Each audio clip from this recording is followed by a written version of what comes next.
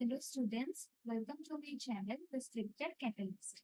यहाँ हम hand written well scripted notes के जरिए आपके एंट्रेंस एग्जाम के प्रिपरेशन को कैटलाइज करेंगे। Any students preparing for JEE, NEET, IIT, JAM, CET, PG or any other entrance exams for chemistry, this video is for you। अगर आप इस channel पर एंट्रेंस लेवल के notes, questions and online tutoring minimal price पर afford करना चाहते हैं तो आप मुझे डिस्क्रिप्शन में दिए गए नंबर को व्हाट्सएप कर सकते हैं। तो आइए शुरू करते हैं आज का टॉपिक। तो आज हम इनऑर्गेनिक केमिस्ट्री का पीरियोडिसिटी चैप्टर देखने वाले हैं। तो पीरियोडिक प्रॉपर्टी ऑफ एलिमेंट्स, तो हमारा पीरियोडिक टेबल में सारे एलिमेंट्स किसी ना किसी प्रॉपर्टीज, उनके इफेक्ट्स और फिर जो भी वो एलिमेंटल प्रॉपर्टीज, सारे एलिमेंट्स मोस्टली जिस प्रॉपर्टीज पर बेस्ड है, हम आज उन्हीं प्रॉपर्टीज को इन शॉर्ट डिस्कस करेंगे। तो सबसे पहला प्रॉपर्टी हम देख रहे हैं एटॉमिक रेडियस, जिसे हम एटॉमिक रेडियस भी बोलते हैं। The atomic radius of all elements can be categorized further into three subcategories। तो मेनली हमारा एक रहता है कोवेलेंट रेडियस, फिर वैन वॉल या फिर मॉलिक्यूलर रेडियस, और वो ज्यादातर हमें सॉलिड्स में देखने को मिलता है। फिर क्रिस्टल और मेटालिक रेडियस, तो ये ज्यादातर हमें क्रिस्टल वाले स्ट्रक्चर रखने वाले एलिमेंट्स या फिर मेटालिक कैरेक्टर वाले एलिमेंट्स में हमें ये रेडियस देखने को मिलता है। वैंडरवाल्स रेडियस हमें ज्यादातर मॉलिक्यूल्स या फिर मॉलिक्यूलर सॉलिड या फिर मॉलिक्यूलर गैसेस, इन सब वाले एलिमेंट्स में वैंडरवाल रेडियस हमें देखने को मिलता है। और कोवेलेंट कैरेक्टरिस्टिक शो करने वाले कंपाउंड्स में हमें ज्यादातर कोवेलेंट रेडियस देखने को मिलता है। कोवेलेंट रेडियस फिर फर्दर हमारा होमोन्यूक्लियर, डायटोमिक और हेटेरोन्यूक्लियर डायटोमिक में डिवाइड होता है, और उनका वो रेडियस का वैल्यू निकालने का फॉर्मूलाज मैंने यहाँ पे मेंशन कर रखा है। तो कोवेलेंट रेडियस को निकालने का वो जो फॉर्मूला होता है, हमें पता कैसे चलेगा कि हमें एटम के कौन से पार्ट से लेकर कौन से पार्ट तक वो रेडियस मेजर करना है। तो यहाँ पे मैंने यहाँ पे डायग्राम से मेंशन किया हुआ है। तो कोवेलेंट बॉन्ड ज्यादातर ऐसे फॉर्म हुआ होता है, एक ओवरलैपिंग बॉन्ड जैसा। तो इस न्यूक्लियस से इस न्यूक्लियस का उनका वो जो इंटर न्यूक्लियर डिस्टेंस होता है, वो होता है उसका कोवेलेंट रेडियस। इस चीज को हम एक दूसरे नाम से भी बोल सकते हैं, वो होता है हमारा इंटर न्यूक्लियर डिस्टेंस।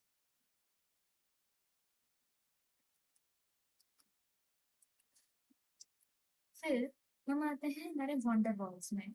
वॉन्डरवॉल में ज्यादातर मॉलिक्यूलर फॉर्म में ही होते हैं, मतलब ये दो दो एलिमेंट एटम्स मॉलिक्यूल में कुछ कुछ डिस्टेंस में होते हैं, वो जुड़े हुए नहीं होते हैं। और उन दोनों के बीच का वो डिस्टेंस का गैप, एक इंटरन्यूक्लियर डिस्टेंस, मतलब एक न्यूक्लियस से लेकर दूसरे न्यूक्लियस तक का, वो वाला वंडरवॉल रेडियस होता है। और मेटालिक रेडियस दो मेटल्स के बीच में गैप, तो वो मेटल्स ज्यादातर हमें कुछ ही दूरी में देखने को मिलते हैं। फिर हम इसका भी एक ऑर्डर भी मेंशन कर सकते हैं, जो होता है कि वॉन्डरवॉल रेडियस का डिस्टेंस सबसे ज्यादा होता है, फिर मेटालिक रेडियस का, फिर कोवेलेंट रेडियस का। और ये हमारा एक जनरल एटॉमिक रेडी का मेजरमेंट डिस्टेंस है। उसके बाद हम और एक टाइप ऑफ रेडियस के बारे में देखेंगे, जो हमें mostly entrance exam point of view से हमें याद रखना होता है, वो होता है आयोनिक रेडियस। और आयोनिक रेडियस का ये जो हमारा डिस्टेंस मेजरमेंट का पार्ट है, ये हमें any type of question solve करने में हेल्प करता है। हमें इस कॉन्सेप्ट को अच्छे से याद रखना चाहिए, यही कि अनायनिक रेडियस का डिस्टेंस या फिर उसका एटॉमिक रेडी सबसे ज्यादा होता है, फिर न्यूट्रल एटम का, फिर कटायनिक एटम का। तो अभी हम एटॉमिक रेडियस का जो है पीरियोडिक ट्रेंड वो देखेंगे। तो पीरियोडिक ट्रेंड हमें हमेशा ज्यादा ऐसे ही देखने को मिलता है कि along the period, down the route. हमारा ये जो भी पीरियोडिक टेबल होता है,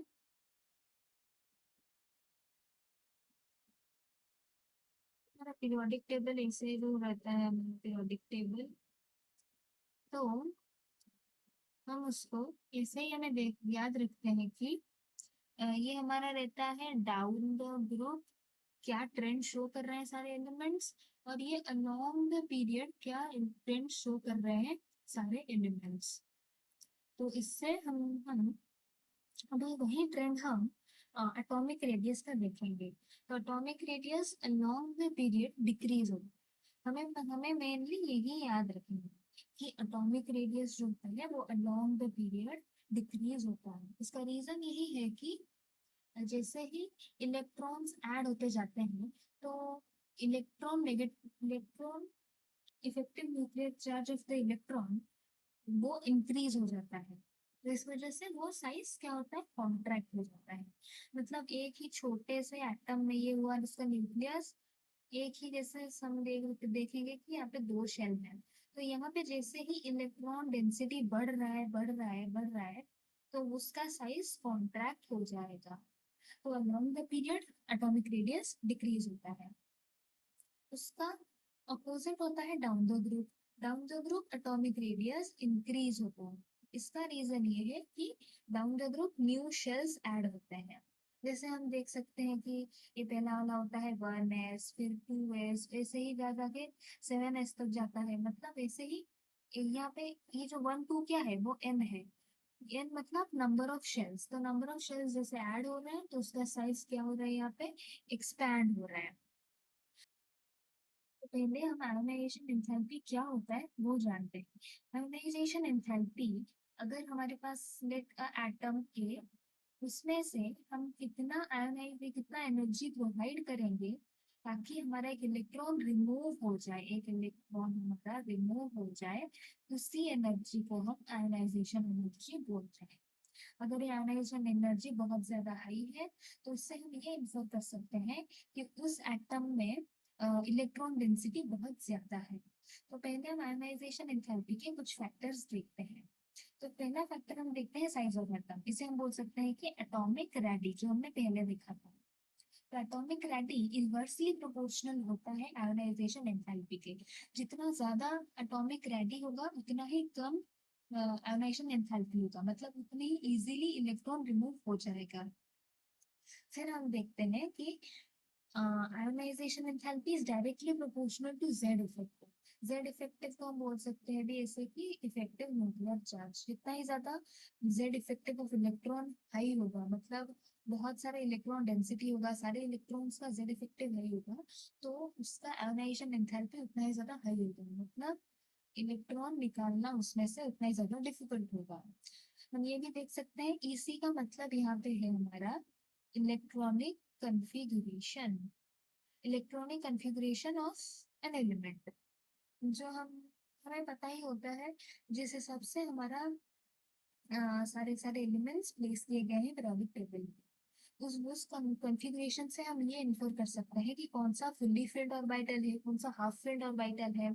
और फुल्ली फिल्ड और हाफ फिल्ड ऑर्बिटल मतलब जिसमें इलेक्ट्रॉन डेंसिटी हाई है, जेड इफेक्टिव ज्यादा है, तो उसका आयोनाइजेशन एंथैल्पी भी ज्यादा होगा।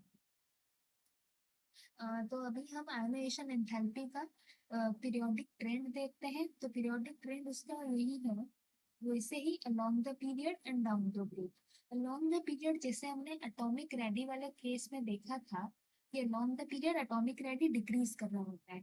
तो ये यहाँ पे हमने फैक्टर्स में देखा कि आयोनाइजेशन एंथैल्पी तो इनवर्सली प्रोपोर्शनल है एटॉमिक रेडी के, तो यहाँ पे इसका उल्टा ही होगा, along the period ionisation enthalpy increase करेगा। इसका रीजन यही है कि इफेक्टिव न्यूक्लियर चार्ज, मतलब ये जो जेड इफेक्टिव है वो इंक्रीज करता है, इलेक्ट्रॉन डेंसिटी इंक्रीज कर जाता है, और साइज एटॉमिक रेडी डिक्रीज कर जाता है। इसी वजह से उसमें से इलेक्ट्रॉन रिमूव करना थोड़ा सा डिफिकल्ट होता है, थोड़ा सा ज्यादा एनर्जी लगता है।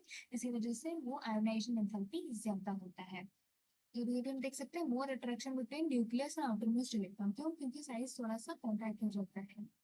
फिर down the group, down the group जैसे हमने एटॉमिक रेडी में देखा था कि down the group size increase होता है, तो यहाँ पे इसका अपोजिट होगा, down the group ionisation enthalpy decrease होगा।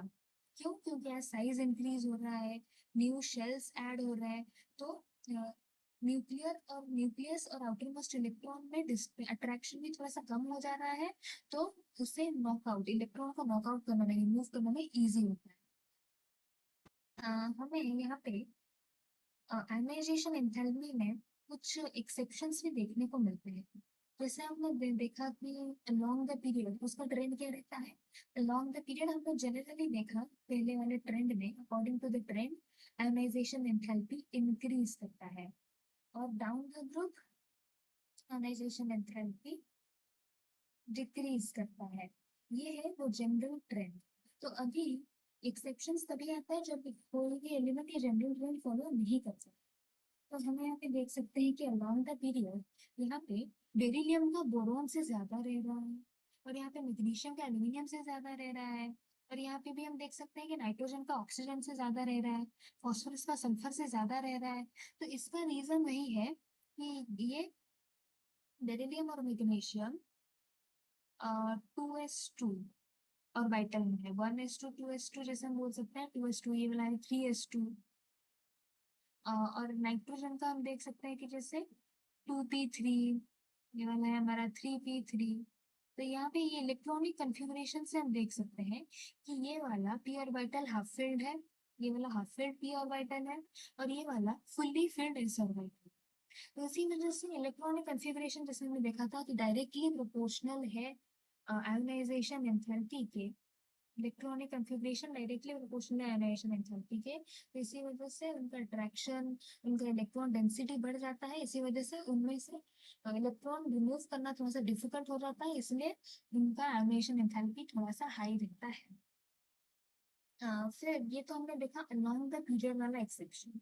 फिर हम देखेंगे डाउन द ग्रुप वाला एक्सेप्शन। डाउन द ग्रुप ऐसा एक्सेप्शन क्यों आता है कि डाउन द ग्रुप तो घटना चाहिए, तो हमारा गैलियम वाला थोड़ा सा बढ़ क्यों जाता है, और फिर यहाँ पे हमें थैलियम और इंडियम में भी थोड़ा सा थैलियम क्यों बढ़ जाता है, यहाँ पे जर्मेनियम क्यों बढ़ जाता है ग्रुप 14 में। तो इसका रीजन है poor screening effect of D electron, यहाँ पे poor screening effect of F electron.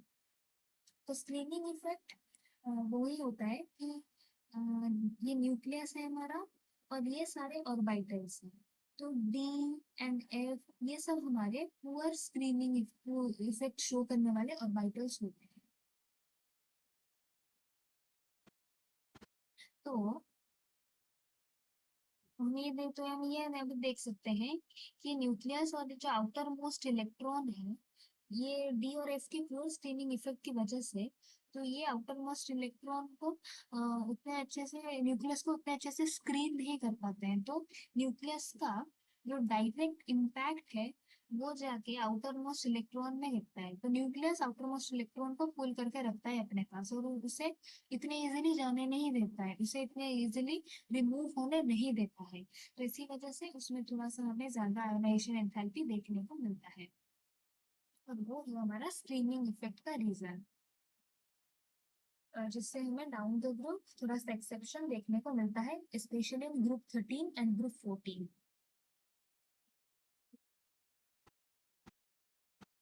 फिर हम प्रोसीड करते हैं हमारे दूसरे प्रॉपर्टीज की तरफ, जो है हमारा इलेक्ट्रॉन एफिनिटी, या फिर हम उसे बोलते हैं इलेक्ट्रॉन गेन एंथैल्पी। तो आयोनाइजेशन एंथैल्पी का अपोजिट या फिर रिवर्स ही होता है electron gain enthalpy. Electron gain enthalpy क्या होता है, हम आयोनाइजेशन एंथैल्पी में इलेक्ट्रॉन रिमूव कर रहे होते हैं एटम से, पर हम इलेक्ट्रॉन गेन एंथैल्पी में हम इलेक्ट्रॉन एडिशन कर रहे होते हैं एटम में। तो इसमें हमारा जितना एनर्जी रिलीज होता है एडिशन ऑफ इलेक्ट्रॉन, तो वो होता है हमारा इलेक्ट्रॉन गेन एंथैल्पी। फिर इलेक्ट्रॉन एफिनिटी क्या होता है, ये कभी कभी हमें सिमिलर साउंड करते हैं, ये दोनों टर्म्स सिमिलर साउंड करने वाले टर्म्स लगते हैं, इनका मीनिंग भी कहीं ना कहीं सिमिलर ही होता है, बट फिर भी कुछ ना कुछ डिफरेंस होता है। इलेक्ट्रॉन गेन एंथैल्पी में जो एनर्जी रिलीज हुआ हुआ होता है उसे हम बोलते हैं इलेक्ट्रॉन गेन एंथैल्पी। और इलेक्ट्रॉन एफिनिटी होता है कि tendency of atom to gain electron, कि एटम का कितना टेंडेंसी है उस कोई भी एक इलेक्ट्रॉन को गेन करने का। तो ये हम एक एग्जांपल से समझ सकते हैं कि हम आगे जाके अभी देखेंगे। पहले हम वो एग्जाम्पल देखने के लिए हमें पहले उसे वो ट्रेंड देखना होगा, उसका पीरियोडिक टेबल का ट्रेंड। तो along the period down the group का ट्रेंड। तो along the period electron affinity या फिर इलेक्ट्रॉन गेन एंथैल्पी इंक्रीज होता है। क्यों इंक्रीज होता है? क्योंकि जेड इफेक्टिव इंक्रीज होता है along the period. Atomic size decrease होता है, जिसे हमने इसे पॉइंट्स पहले देख लिया है। तो क्या होता है? So the nucleus can easily attract electron towards itself. तो इसी वजह से along the period electron gain enthalpy या फिर इलेक्ट्रॉन एफिनिटी इंक्रीज होता है।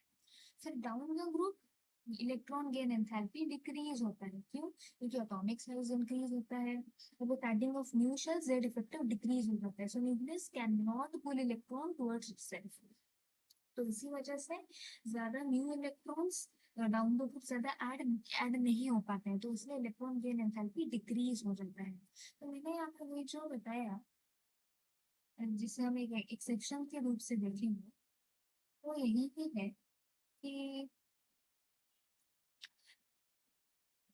हम ये एग्जाम्पल से देख सकते हैं कि फ्लोरीन एंड क्लोरीन का। तो ज्यादातर सबको लग सकता है कि फ्लोरीन बहुत ही ज्यादा मोर इलेक्ट्रोनेगेटिव है। जब हम फ्लोरीन की बात करते हैं तो वो मोर इलेक्ट्रोनेगेटिव होता है। और जब हम क्लोरीन की बात करते हैं, क्लोरीन होता है मोस्ट इलेक्ट्रॉन गेन एंथैल्पी, इसका सबसे हाई इलेक्ट्रॉन गेन एंथैल्पी होता है। तो फ्लोरीन का सबसे ज्यादा हाई इलेक्ट्रॉन गेन एंथैल्पी ना क्लोरीन में मिल गया। क्लोरीन और क्लोरीन, फ्लोरीन का सबसे ज्यादा इलेक्ट्रॉन गेन एंथैल्पी क्यों नहीं हो सकता है? Because of its small size. Fluorine के स्मॉल साइज की वजह से फ्लोरीन सबसे ज्यादा इलेक्ट्रॉन गेन एंथैल्पी इतना ज्यादा शो नहीं करता है, क्योंकि वो इलेक्ट्रॉन न्यू इलेक्ट्रॉन ऐड नहीं करना चाहता है इतना। बट क्लोरीन ऐड कर देता है न्यू इलेक्ट्रॉन्स। इसमें कहीं ना कहीं वैकेंट पी ऑर्बिटल्स भी हमें देखने को मिलते हैं। तो जो हमें इलेक्ट्रॉन न्यू इलेक्ट्रॉन ऐड करने के लिए फेवरेबल होते हैं। तो हमें ये पॉइंट हमेशा याद रखना चाहिए कि फ्लोरीन हमेशा मोर इलेक्ट्रोनेगेटिव होता है और क्लोरीन हमेशा highest as most electron gain enthalpy show करता है। तो अभी हम factors affecting electron gain enthalpy देखते हैं। तो पहला फैक्टर जैसे हमने पीरियोडिक टेंस वाले प्रॉपर्टी देखते वक्त ही देख लिया था यहाँ पे कि इलेक्ट्रॉन एफिनिटी या फिर electron gain enthalpy is inversely proportional to atomic size या फिर atomic radii and directly proportional to effective nuclear charge. तो इसका रीजन हमने यहाँ पे पीरियोडिक ट्रेंड्स देखते वक्त ही देख लिया है। फिर हम मूव करते हैं इसके एक्सेप्शंस में। यहाँ पे हम इलेक्ट्रॉन गेन एंथैल्पी के ट्रेंड्स में देख सकते हैं। पहले हम देखेंगे अलोंग द पीरियड के ट्रेंड्स, कि सारे अलोंग द पीरियड सारे ग्रुप के जो एलिमेंट्स हैं वो किस ऑर्डर में आते हैं। तो सबसे पहले ये ऑब्वियस है कि ग्रुप 17 सबसे पहले ही रहेगा। क्यों? क्योंकि वो एक ही इलेक्ट्रॉन गेन करके नोबल गैस कॉन्फ़िगरेशन अचीव कर सकता है। और उसी हिसाब से ग्रुप 16 भी 2 इलेक्ट्रॉन गेन करके, यहाँ पे ये 1 इलेक्ट्रॉन गेन करके और यहाँ पे ये 2 इलेक्ट्रॉन गेन करके नोबल गैस कॉन्फ़िगरेशन अचीव कर सकता है। फिर उसके बाद ग्रुप 14 कहाँ से आ गया? ग्रुप 14 एक इलेक्ट्रॉन गेन करके half field P configuration achieve कर सकता है। और उसी हिसाब से ग्रुप 15 का उससे ग्रुप 14 से थोड़ा सा कम रहता है इलेक्ट्रॉन गेन एंथैल्पी। क्यों? क्योंकि वो already half field stable configuration में है, तो वो इतनी आसानी से न्यू इलेक्ट्रॉन गेन करने को उसका टेंडेंसी शो नहीं करता है। बट उसके बाद ग्रुप 1 आ जाता है। ग्रुप 1 क्यों आता है? क्योंकि वो एक ही इलेक्ट्रॉन गेन करके fully filled S configuration achieve कर सकता है। फिर उसके बाद यहाँ पे सारे फुल्ली फिल्ड वाले ऑर्बिटल्स आते हैं ग्रुप 18 तक। फिर हम यहाँ पे डाउन द ग्रुप वाला एलिमेंट भी देख सकते हैं। डाउन द ग्रुप वाला एक्सेप्शन भी देख सकते हैं, जो मैंने यहाँ पे पहले डिस्कस किया था फ्लोरीन और क्लोरीन में, कि जो 15, 16, 17 इसके जो सारे फर्स्ट एलिमेंट्स हैं वो लोअर इलेक्ट्रॉन एफिनिटी या फिर इलेक्ट्रॉन गेन एंथैल्पी शो करते हैं, क्योंकि because of its small size and high electron density.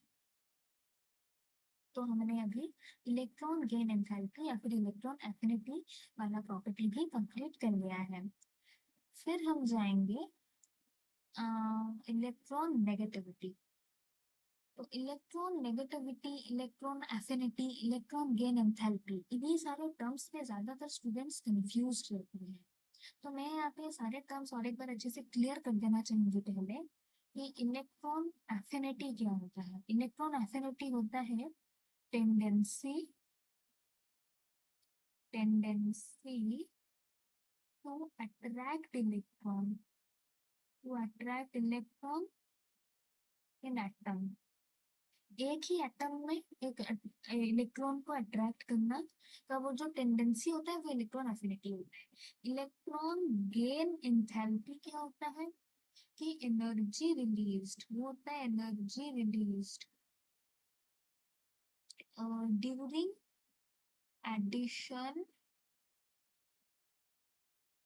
Of electron. फिर इलेक्ट्रॉन नेगेटिविटी क्या होता है।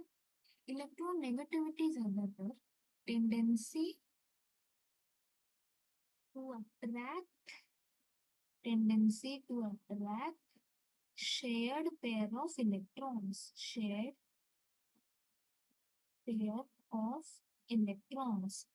यहाँ पे ज्यादातर हमें दो चीजों में शेयर्ड पेयर ऑफ इलेक्ट्रॉन्स या फिर कौन सा ऐसा एटम जो ज्यादा इलेक्ट्रॉन डेंसिटी को अपनी तरफ पोलराइज कर सकता है, अपनी तरफ खींच सकता है, अट्रैक्ट कर सकता है, वो देखते हैं। किसी भी अगर दो भी एटम है, अगर ए या फिर ए बी भी हम लेते हैं और उसमें से अगर बी वाला मोर इलेक्ट्रोनेगेटिव है, अगर वो वाला एटम मोर इलेक्ट्रोनेगेटिव है, तो ये जो इलेक्ट्रॉन होंगे वो ज्यादा, ये जो इलेक्ट्रॉन क्लाउड होगा वो ज्यादा बी की तरफ ढल के रहेगा, ज्यादा बी की तरफ ढल के रहेगा, बी की तरफ अट्रैक्ट होके रहेगा। तो इसी टेंडेंसी को हम इलेक्ट्रोनेगेटिविटी बोलते हैं। तो इसके फैक्टर्स क्या होते हैं जिस वजह से हम इसको इलेक्ट्रोनेगेटिविटी बोलते हैं। इलेक्ट्रोनेगेटिविटी इन्वर्सली प्रोपोर्शनल होता है एटॉमिक साइज के। इलेक्ट्रोनेगेटिविटी डायरेक्टली प्रोपोर्शनल होता है इफेक्टिव न्यूक्लियर चार्ज, या फिर हम उसे बोल सकते हैं जेड इफेक्टिव भी। और यहाँ पे इलेक्ट्रोनेगेटिविटी में दूसरा बहुत इंपॉर्टेंट चीज आता है वो होता है एस कैरेक्टर। एस कैरेक्टर मतलब हाइब्रिडाइजेशन, sp2 sp3। तो जितना ही ज्यादा एसिडिक रहता है उतना ही ज्यादा वो मोर इलेक्ट्रोनेगेटिव रहता है। हम इस इलेक्ट्रोनेगेटिविटी कैरेक्टर को एसिडिक कैरेक्टर से भी कंपेयर कर सकते हैं। जितना ज्यादा परसेंट इसका कैरेक्टर रहेगा उतना ही ज्यादा इलेक्ट्रोनेगेटिविटी रहेगा। फिर हम इसका पीरियोडिक ट्रेंड देखते हैं, इलेक्ट्रोनेगेटिविटी का periodic trend along the period, down the road। along the period electronegativity क्या होता है, इंक्रीज होता है। क्यों? क्योंकि एटॉमिक साइज डिक्रीज हो रहा है, जेड इफेक्टिव इंक्रीज हो रहा है। तो ये it can pull the share pair of electron towards itself. Down the route electronegativity decrease होता है। क्यों? एटॉमिक साइज इंक्रीज हो रहा है, न्यू सेल्स एडिशन हो रहा है, जिस वजह से जेड इफेक्टिव डिक्रीज हो रहा है। So it can not pull share pair of electron towards itself. तो जैसे हमने सबके एक्सेप्शंस देखे हैं, तो इलेक्ट्रोनेगेटिविटी के भी कुछ एक्सेप्शंस वाले ट्रेंड हैं। वो ट्रेंड ज्यादातर हमें डाउन द रूट ही देखने को मिलता है। अलोंग द पीरियड हमें ज्यादातर कोई एक्सेप्शन देखने को नहीं मिलता है। अलोंग द पीरियड हमारा ग्रुप 1 से लेके हमारा जो हैलोजन वाला ग्रुप है, हमें स्पेशली हैलोजन वाले ग्रुप में ही सबसे ज्यादा मोर इलेक्ट्रोनेगेटिव वाले स्पीशीज देखने को मिलते हैं। ग्रुप 17, 16, 15 इतना तक ही हमारा ये जो इलेक्ट्रोनेगेटिविटी वाला कैरेक्टर शो हो रहा है। डाउन टू ग्रुप हमें यहाँ पे गैलियम और इंडियम में ग्रुप 13 और जर्मेनियम और टिन में ये एक्सेप्शंस इसलिए देखने को मिलते हैं due to poor screening effect of d. अगर हमें डाउन द ग्रुप 13 और ग्रुप 14 में अगर कोई भी एक्सेप्शन देखने को मिल रहा है वो ज्यादातर due to poor screening effect of d electrons ही होता है। तो हमें ये चीज एंट्रेंस में तो हमेशा याद रखनी है। इलेक्ट्रोनेगेटिविटी में हमें कुछ फॉर्मूलाज का भी सामना करना पड़ता है। और एग्जाम पॉइंट ऑफ व्यू से ये फॉर्मूलाज ही बहुत इंपॉर्टेंट होते हैं। हमें इसमें से ज्यादातर डायरेक्ट क्वेश्चन ही देखने को मिलते हैं।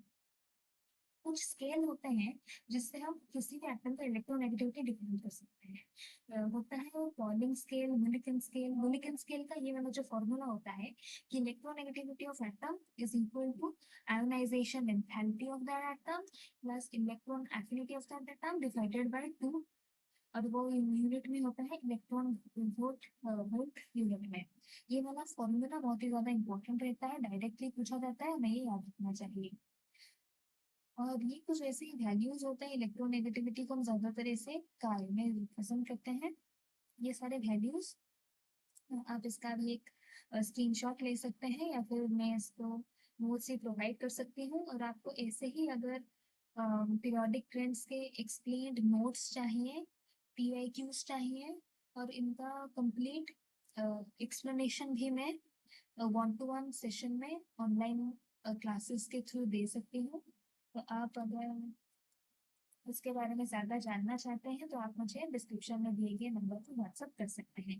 अगर आपको ये वीडियो अच्छा लगा तो please like and subscribe and please contact me to get any guidance for your entrance exams. Thank you.